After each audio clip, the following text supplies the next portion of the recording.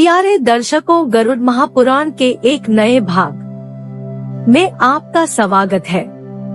प्यारे दर्शकों से बेनती है कि या तो कथा पूरी देखें या ना देखें। अगर आप आधी कथा देखेंगे या बीच में छोड़ेंगे तो आप पाप के भागीदार होंगे।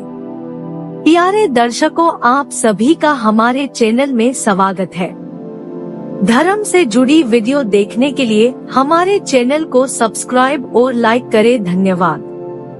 प्यारे दर्शकों, अगर आपने वीडियो का इससे पहला भाग नहीं देखा तो इस चैनल पर जाकर देखें। धन्यवाद। हम यह दुआ करते हैं कि प्यारे दर्शकों के ऊपर श्री हरि कृपा करे।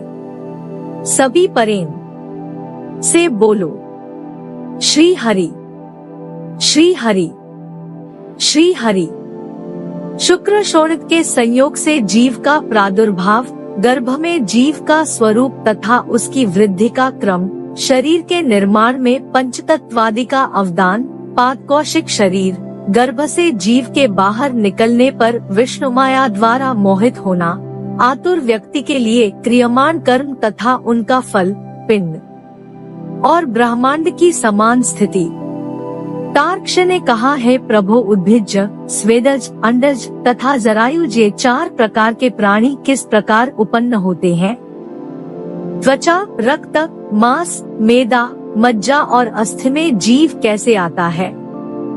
2 पैर, 2 हाथ, गुह्य भाग, जिह्वा, केश, नख, संधिमार्ग तथा नाना प्रकार की बहुत सी रेखाओं की उत्पत्ति कैसे होती है। काम, क्रोध, भय, लज्जा, हर्ष, सुख और दोह का भाव मन में कैसे आता है। इस शरीर का चित्रण, छिद्रण और विभिन्न प्रकार की नसों से वेष्टन कैसे हुआ है। हे ऋषिकेश, इस असार भवसागर में शारीरिक रचना को मैं इंद्रजाल ही मानता हूँ। हे स्वामी, नाना दुखों से भरे हुए इस असार सागर रूप संसार का कर्ता कौन है। श्री विष्णु ने कहा है, गरुड़ कोश के निर्माण की परम गोपनीय प्रक्रिया को मैं कहता हूँ। इसके जानने मात्र से व्यक्ति सर्वज्ञ हो जाता है। वैन्तेय, संसार के प्रति दया करते हुए तुमने जीव के कारण तत्व पर अच्छा प्रश्न किया है। एकाग्रचित्त होकर स्त्रियां ऋतुकाल में 4 दिन त्याज्य होती है, क्योंकि प्राचीन काल में ब्रह्मा ने वृत्रासुर के मारे जाने पर लगी हुई ब्रह्महत्या को इंद्र के शरीर से निकालकर 1/4 भाग स्त्रियों को दे दिया था। उसी के कारण स्त्रियां ऋतुकाल के आरंभ में 4 दिन अपवित्र मानी जाती है और उस समय तक इनका मुख नहीं देखना चाहिए जब तक वह पाप उनके शरीर में विद्यमान रहता है। स्त्री को ऋतुकाल के पहले दिन चांडाली, दूसरे दिन ब्रह्मघातिनी, तीसरे दिन रजकी मानना चाहिए। चौथे दिन वह शुद्ध होती है। 1 सप्ताह में वह देवता और पितरों के पूजन योग्य हो जाती है। प्रथम सप्ताह के बीच जो गर्भ स्त्री में रुक जाता है उसकी उत्पत्ति मलिमलुत से माननी चाहिए। वीर्य स्थापन के समय माता पिता के चित्त में जैसी कल्पना होगी वैसे ही गर्भ का जन्म होगा, इसमें संदेह नहीं है। युग्म तिथि वाली रात्रियों में सहवास करने से पुत्र और अयुग्म रात्रियों में सहवास करने से कन्या का जन्म होता है। आथा ऋतुकाल के पहले सप्ताह को छोड़कर दूसरे सप्ताह की युग्म तिथियों में सहवास में प्रवृत्त होना चाहिए। सामान्यतः स्त्रियों का ऋतुकाल 16 रात्रियों का होता है। यदि 14वीं रात्रि में गर्भाधान की क्रिया होती है तो उस गर्भ से गुणवान, भाग्यवान, धनवान तथा धर्मनिष्ठ पुत्र का जन्म होता है। हे पशुराज, वह रात्रि सामान्य लोगों को प्राप्त होना संभव नहीं है। प्रायः स्त्री में गर्भोत्पत्ति 8वीं रात्रियों के मध्य में ही हो जाती है। ऋतुकाल के 5वें दिन स्त्रियों को कटु, क्षार, तीक्ष्ण और उष्ण भोजन का परित्याग करके मधुर भोजन करना चाहिए, क्योंकि उनकी कोख औषधि पात्र है और पुरुष का बीज अमृत तुल्य है। उसमें स्त्री रूप औषधि पात्र में बीज वपन करके मनुष्य सम्यक फल प्राप्त कर सकता है, इसलिए उसको क्रोधादि की ज्वाला से बचाकर मधुर भोजन तथा मृदु स्वभाव की शीतलता से अभिसिंचित करना चाहिए। पुरुष को चाहिए कि वह पहले तांबूल और पुष्पों की माला तथा चंदन से सुवासित होकर स्वच्छ एवं सुंदर वस्त्र धारण करे। तदंतर शुद्ध मन से स्त्री की शैया पर शयन करने के लिए जाए। वीर्य वपन के समय उसके चित्त में जैसी कल्पना होगी, उसी स्वभाव वाली संतान जन्म लेगी। प्रारंभ में शुक्र और रक्त के संयोग से जीव पिंड रूप में अस्तित्व को प्राप्त करता है और गर्भ में वह उसी प्रकार बढ़ता है जिस प्रकार आकाश में चंद्रमा की अभिवृद्धि होती है। शुक्र चैतन्य बीज रूप से स्थित रहता है। जब काम चित्त तथा शुक्र ऐक्य भाव को प्राप्त हो, उस समय स्त्री के गर्भाशय में जीव एक निश्चित रूप धारण करने की पूर्वावस्था में आता है। रक्ताधिक्य न होने पर कन्या और शुक्राधिक्य होने पर पुत्र होता है। जब रक्त तथा शुक्र समान होते हैं, तो गर्भ में स्थित संतानें नपुंसक होती हैं। शुक्र तथा शोणित में पहले दिन और रात में कलल, 5वें दिन बुद्बुद न तथा 14वें दिन मांस रूप में हो जाता है। उसके में बाद वह घनीभूत मांस गर्भ में रहता हुआ क्रमशः 20वें दिन तक पिंड रूप में बढ़ता है। तदंतर 25वें दिन उसमें शक्ति और पुष्टता का संचार होने लगता है। एक मास पूरा होते ही वह पंच तत्वों से युक्त हो जाता है। तत्पश्चात उस गर्भस्थ जीव के शरीर पर दूसरे मास में त्वचा और मेदा, तीसरे मास में मज्जा तथा अस्थि, चौथे मास में केश एवं अंगुली, 5वें मास में कान, नाक तथा वक्षस्थल का निर्माण होता है। उसके बाद छठे मास में कंठ, रंध्र और उदर, 7वें मास में गुह्यादि भाग तथा 8वें मास में वह सभी अंग प्रत्यंगों से पूर्ण हो जाता है। 8वें मास में ही वह जीव माता के गर्भ में बार बार चलने लगता है और 9वें मास में उस गर्भस्थ शिशु का ओजगुण परिपक्व हो जाता है। उसके बाद गर्भवास का काल बीतने पर वह गर्भस्थ शिशु गर्भ से निकलना चाहता है। वह चाहे कन्या हो, चाहे पुत्र, चाहे नपुंसक हो, फिर उसका जन्म होता है। इस प्रकार जन्म, पुष्टि तथा सहार इन तीनों की शक्ति से युक्त षटकोशों के भीतर विद्यमान 5 इंद्रिय, 10 नाड़ी, 10 प्राण और 10 गुण से समन्वित शरीर को जो जान लेता है, वही योगी है। जीव का 5 भौतिक शरीर मज्जा, अस्थि, शुक्र, मांस, रोम तथा रक्त, इन 6 कोशों से निर्मित पिंड एक है। 9वें या 10वें मास में इसका 5 भौतिक स्वरूप अत्यंत स्पष्ट हो जाता है। प्रसवकालीन वायु से आकृष्ट, तात्कालिक पीड़ा से बेचैन, माता की सुषुम्ना नाड़ी के द्वारा दी जा रही शक्ति से पुष्ट वह जीव गर्भ से निकलने का यथाशीघ्र प्रयास करता है। पृथ्वी, जल, हवि, भोक्ता, वायु तथा आकाश, इन 6 भूतों से पीड़ित होता हुआ जीव स्नायु तंत्रिकाओं से आबद्ध रहता है। इन्हीं को विद्वानों ने मूलभूत तत्व कहा है। ये शरीर में फैली हुई 7 नाड़ियों के बीच में रहते हैं। त्वचा, अस्थि, नाड़ी, रोम और मांस, ये 5 पृथ्वी तत्व के कारण शरीर में आते हैं। हे काश्यप, इसी प्रकार लार, मूत्र, शुक्र, मज्जा तथा रक्त, ये 5 जल तत्व के कारण शरीर में पाए जाते हैं। हे ताक्षक, क्षुधा, तृषा, निद्रा, आलस्य एवं कांति, ये 5 तेजस तत्व के कारण शरीर में पाए जाते हैं। ऐसे ही राग, द्वेष, लज्जा, भय और मोह, ये 5 वायु तत्व के कारण शरीर में पाए जाते हैं। आकुंचन, धावन, लंघन, प्रसारण तथा निरोध, ये भी 5 वायु तत्व के कारण शरीर में ही पाए जाते हैं। हे गरुड़, शब्द, चिंता, गांभीर्य, श्रवण और सत्य संक्रम, सत्य और असत्य का विवेक, ये 5 आकाश तत्व के कारण शरीर में आते हैं। ऐसा तुम्हें जानना चाहिए।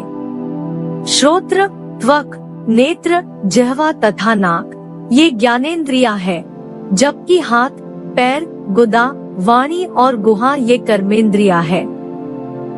इड़ा, पिंगला, सुषुम्ना, गांधारी, गज्जिला, पूषा, यशा, अलंबुषा, कुहू तथा शंखिनी ये 10 नाड़ियां मानी गई है। यही प्रधान 10 नाड़ियां पिंड शरीर के मध्य स्थित रहती है। प्राण, अपान, समान, उदान, व्यान, नाग, कूर्म, त्रिकर, देवदत्त तथा धनंजय नाम के 10 वायु प्राणियों के शरीर में विद्यमान रहते हैं। केवल खाया गया अन्न ही देहधारियों के शरीर को पुष्ट करता है और इस खाए गए अन्न को प्राणवायु ही शरीर में तथा उसकी सभी संधियों में पहुंचाता है। भोजन के रूप में ग्रहण किया गया आहार वायु के द्वारा 2 रूपों में विभक्त किया जाता है। इसके अनंतर यह प्राणवायु ही गुदा भाग में प्रविष्ट होकर अन्न और जल को पृथक पृथक कर देता है तथा यही प्राणवायु अग्नि के ऊपर जल को एवं जल के ऊपर अन्न को पहुंचाकर स्वयं अग्नि के नीचे रहते हुए अग्नि को धीरे धीरे उद्दीप्त करता है। तत्पश्चात वायु से उद्दीप्त किया हुआ अग्नि अन्न के रस भाग को अलग और शुष्क भाग को अलग कर देता है। यही शुष्क भाग 12 प्रकार के मलों के रूप में शरीर से बाहर आता है। शरीर में विद्यमान कान, नेत्र, नाक, जिह्वा, दांत, नाभि, गुदा तथा नख ये सब मल के आश्रय है। ऐसे ही विष्ठा, मूत्र, शुक्र एवं शोणित रूप से ये मल अनंत प्रकार के हैं। हे विंतासुर, मनुष्य के शरीर में सामान्यतः 3.5 करोड़ रोम और 32 दांत होते हैं। सिर में बालों की संख्या 7 लाख तथा नख 20 है।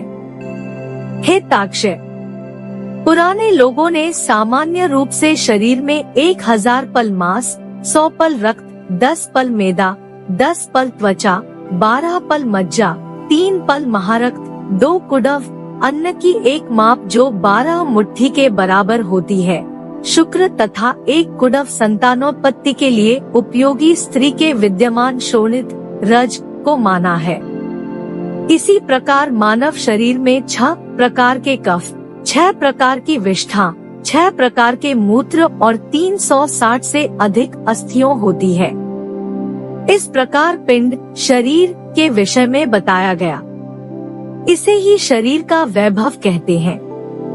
इन सब के अतिरिक्त शरीर में कुछ नहीं है। कर्मानुसार ही मनुष्य को सुख दुख, भय तथा कल्याण प्राप्त होता है। कर्म का अनुष्ठान शरीर के द्वारा ही संभव होने से शरीर का महत्व है।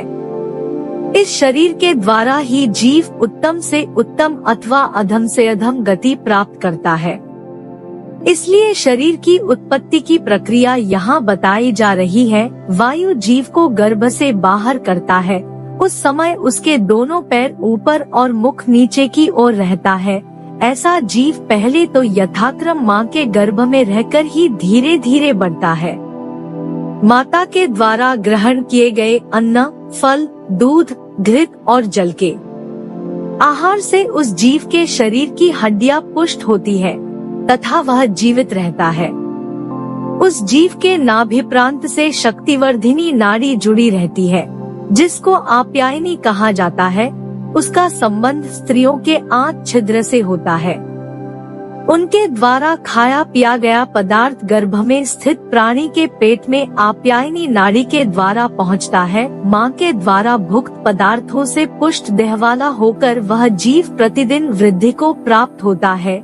इसी वृद्धि क्रम में संसार की पूर्वानुभूत अनेक विषयों की स्मृतियाँ उसे होती है और इन्हीं स्मृतियों के कारण दुखित वह प्राणी खिन्न हो जाता है तथा अनेक प्रकार की पीड़ा का अनुभव कर इधर उधर गतिमान होता है।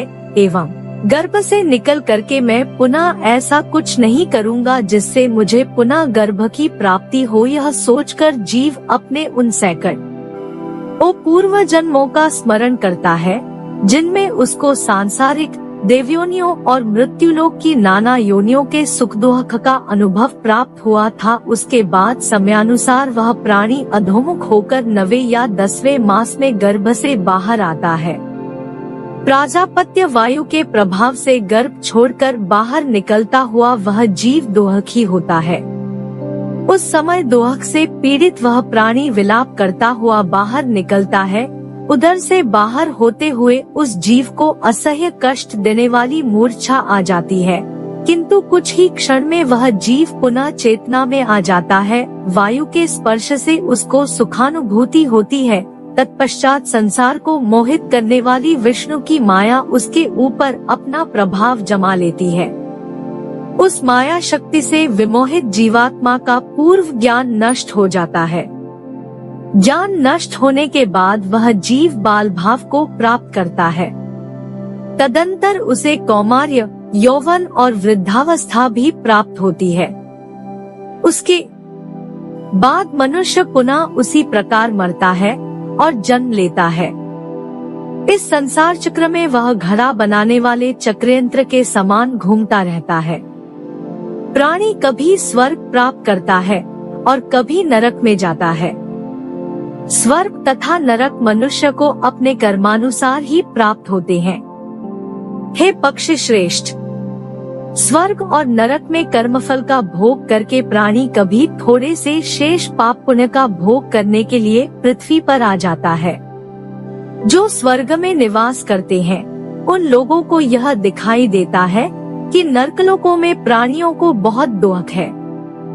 यहाँ पर यमराज के दूतों से प्रताड़ित वे नरकवासी कभी प्रसन्न नहीं होते हैं। उन्हें तो दोहक ही दोहक झेलना पड़ता है। जब से मनुष्य विमान में चढ़कर ऊपर की ओर प्रस्थान करता है, तभी से उसके मन में यह भाव स्थान बना लेता है कि पुण्य के समाप्त होने पर मैं स्वर्ग से नीचे आ जाऊंगा। इसलिए स्वर्ग में भी बहुत दोहक है। नरकवासियों को देख करके जीव को महान दोहक होता है, क्योंकि मेरी भी इसी प्रकार की गति होगी। इस चिंता से वह रात दिन मुक्त ही नहीं होता है। गर्भवास में प्राणी को योनिजन्य बहुत कष्ट होते हैं। योनि से पैदा होते समय उसे महान दोहक होता है। उत्पन्न होने के बाद बालपन में भी उसे दोहक है और वृद्धावस्था में भी दोहक है। काम, क्रोध तथा ईर्ष्या का संबंध होने से युवावस्था में भी उसके लिए असहनीय दोहक है। दोह स्वप्न, वृद्धावस्था में तथा मरण के समय भी उत्कट दोहक उसे होता है। यमदूतों के द्वारा खींचकर नरक में भी ले जाए जा रहे जीव को अधोगति प्राप्त होती है। उसके बाद फिर जीव का गर्भ से जन्म होता है और मृत्यु होती है।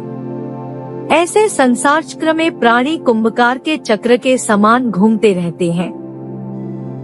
पूर्व जन्म में किए गए पुण्य पाप से बंधे जीव बार बार इसी संसार के आवागमन का दोहक भोगते हैं। हे पक्षिण, सैकड़ों प्रकार के दोहक से व्याप्त इस संसार क्षेत्र में रंचमात्र भी सुख नहीं है। हे विंतासुक, इसलिए मनुष्यों को मुक्ति के लिए प्रयत्न करना चाहिए। जीव की जैसी स्थिति गर्भ में होती है वह सब मैंने तुम्हें सुना दिया है। अब मैं पूर्व क्रम से पूछे गए प्रश्न का ही उत्तर दूं या इसी अंतराल में कुछ अन्य प्रश्न करने की तुम्हारी इच्छा है? गरुड़ ने कहा, हे देवेश, पूछे गए प्रश्नों में से दो महत्वपूर्ण प्रश्नों के उत्तर तो मुझे प्राप्त हो गए हैं। अब मुझे तीसरे प्रश्न का उत्तर प्रदान करने की कृपा करें। श्री कृष्ण ने कहा, हे पक्षींद्र, मरणासन्न प्राणी के लिए क्या करना चाहिए? यह तुमने प्रश्न किया है, उसका उत्तर सुनो। मैं संक्षेप में उसे कह रहा हूँ। मृत्यु को सन्निकट जानकर मनुष्य को सबसे पहले गोमूत्र, गोमय, तीर्थोदक और कुशोदक से स्नान कराए। तदंतर स्वच्छ एवं पवित्र वस्त्र पहना दे और गोमय से लिपी हुई भूमि पर दक्षिणाग्र कुशों का एवं तिल का आस्तरण करके सुला दे। सुलाते समय उस मरणासन्न प्राणी के सिर को पूर्व अथवा उत्तर की ओर करके उसके मुख में सोने का टुकड़ा डाले। है खगेश, उसी के सन्निकट भगवान एक शालग्राम की मूर्ति और तुलसी का वृक्ष लाकर रख दे। तत्पश्चात वहीं पर घी का एक दीपक जलाए और नमो भगवते वासुदेवाय इस मंत्र का जप करे। पूजा, दान तथा नाम स्मरण आदि में मंत्र से का योग करे। पुष्प धूपादि से भली प्रकार ऋषिकेश विष्णुदेव की पूजा करे। तदंतर विनम्र भाव से स्तुति पाठ करते हुए उनका ध्यान करे। उसके बाद ब्राह्मणों, दीनों और अनाथों को दान देकर भगवान विष्णु के चरणों को हृदय में स्थान देते हुए पुत्र, मित्र, स्त्री, खेती बाड़ी तथा धन धान्य आदि के प्रति अपनी ममता का परित्याग कर दे। उस समय जीव को बहुत ही कष्ट होता है। उसके निवारण के लिए पुत्रादि सभी परिजनों को मरणासन्न प्राणी के कल्याण हेतु ऊंचे स्वर में पुरुष सूक्त का पाठ करना चाहिए। हे गरुड़, मृत्यु के आ जाने पर जो कर्म करना चाहिए वह सब मैंने तुम्हें सुना दिया। अब इस समस्त कर्म का फल क्या है, उसको मैं संक्षेप में कहता हूँ, तुम सुनो। हे पक्षराज, स्नान करने से प्राणी को स्वच्छता प्राप्त होती है। उससे शरीर की अपवित्रता दूर होती है। उसके बाद भगवान विष्णु का स्मरण होता है और उनका स्मरण सभी प्रकार के उत्तम फल प्रदान करता है। कुश और कपास आतुर प्राणी को स्वर्ग ले जाते हैं, इसमें संदेह नहीं है। तिल तथा कुश जल में डालकर मरणासन्न व्यक्ति को कराया गया स्नान यज्ञ में किए गए अवभृत स्नान के समान होता है।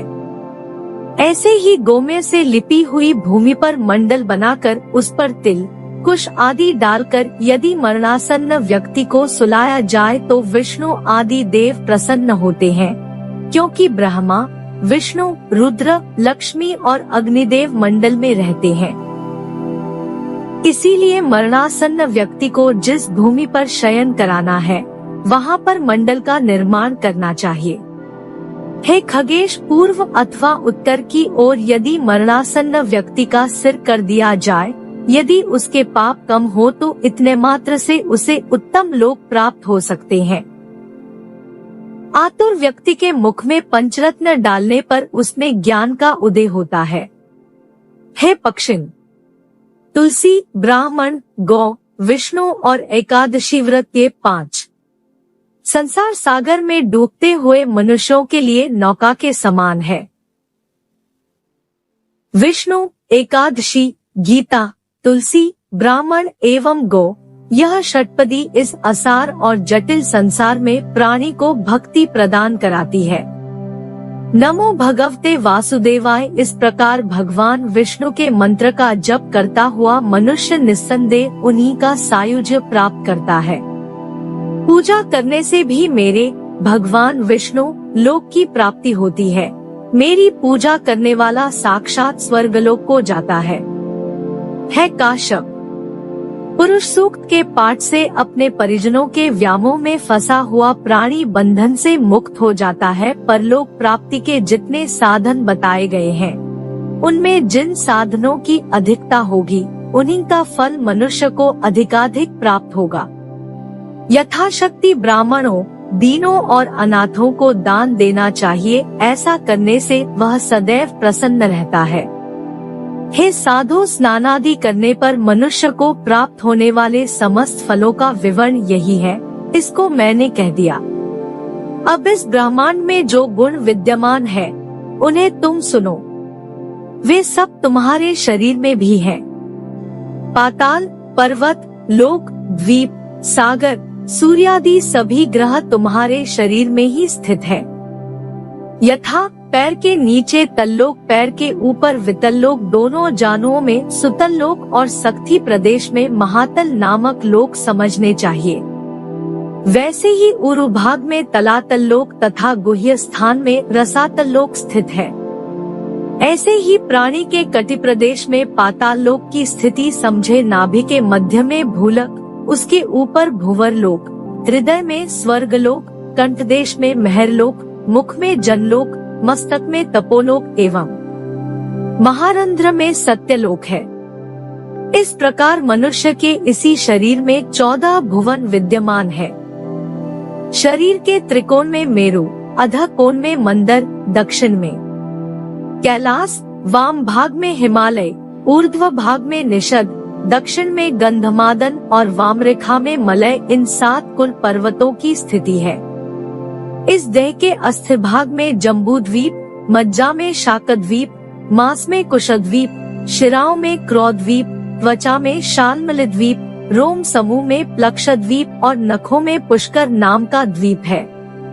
उसके बाद शरीर में सागरों का स्थान है, जैसे मूत्र में क्षारोदसागर, शरीर के क्षार तत्व में क्षीर सागर, श्लेष्मा में सुरोधि सागर, मज्जा में घृत सागर, रस में रसोधि सागर, रक्त में दधि सागर, काकू में लटकते हुए मांसल भाग में स्वादक सागर तथा शुक्र में गर्भोदक सागर है। नाचक्र में सूर्य, बिंदुचक्र में चंद्रमा, नेत्र में मंगल, हृदय में बुध, विष्णु स्थान में गुरु, शुक्र में शुक्र, नाभिस्थान में शनि, मुख में राहु और पायु में केतु को माना गया है। इस प्रकार शरीर में ग्रह मंडल की स्थिति है। मनुष्य का आपादमस्तक, संपूर्ण शरीर इसी सृष्टि के रूप में विभक्त है। जो लोग इस संसार में उत्पन्न होते हैं वे मृत्यु को निश्चित ही प्राप्त होते हैं। भूख, प्यास, क्रोध, दाह, मूर्छा, बिच्छू के डंक तथा सर्पक दंश से उत्पन्न कष्ट सब इसी शरीर में है। समय के पूरा हो जाने पर सभी प्राणियों का विनाश निश्चित है। यमलोक में गए हुए जीव के आगे आगे वही लोग दौड़ते हैं जो पापी हैं, अधम हैं और दया धर्म से दूर उनके बाल पकड़कर घसीटते हुए अत्यंत संतप्त मरुस्थल तथा दहकते हुए अंगारों के बीच से ले जाते हैं। अत्यंत दुख से कातर इन पापियों को यमलोक की एक झोपड़ी में तब तक रहना पड़ता है जब तक पुनर्जन्म नहीं होता है। हे ताक्षय, इस प्रकार जीव कर्मानुसार जन्म लेता है और मृत्यु को प्राप्त होता है। इस संसार में जो उत्पन्न हुए हैं वे अवश्य ही मरेंगे, इसमें संदेह नहीं है। आयु, कर्म, धन, विद्या और मृत्यु ये पांचों गर्भ में प्राणी के रहने के समय ही निश्चित हो जाते हैं। आयु, कर्म च वित्त च विद्या निधनमेव च पंचैतानि ही सृजन्ते गर्भस्थस्यैव देहिना। जीव कर्म से ही जन्म लेता है और विनष्ट होता है। सुख दुख, भय एवं कल्याण कर्म से ही प्राप्त होते हैं। नीचे की ओर मुख तथा ऊपर की ओर पैर किए हुए प्राणी को गर्भ से वायु ही खींचकर बाहर लाता है। जन्म लेते ही उस देहधारी को सद्यः विष्णु की माया सम्मोहित कर लेती है। अपने द्वारा किए गए पाप पुण्य से संबंधित योनि में जीव को जन्म प्राप्त होता है। हे खगेश्वर, उत्तम प्रकृति वाला व्यक्ति अपने सुकृत से अच्छे भोग भोगता है। उसका जन्म भी सत्कुल में होता है, किंतु जैसे जैसे उसके द्वारा दुष्कृत होता है वैसे उसका जन्म भी नीच कुल में होने लगता है। वह उसी दुष्कर्म से दरिद्र, रोगी, मूर्ख और अन्यान्य दोहकों का पात्र बन जाता है। अगला भाग देखने के लिए चैनल को सब्सक्राइब और लाइक करें। धन्यवाद।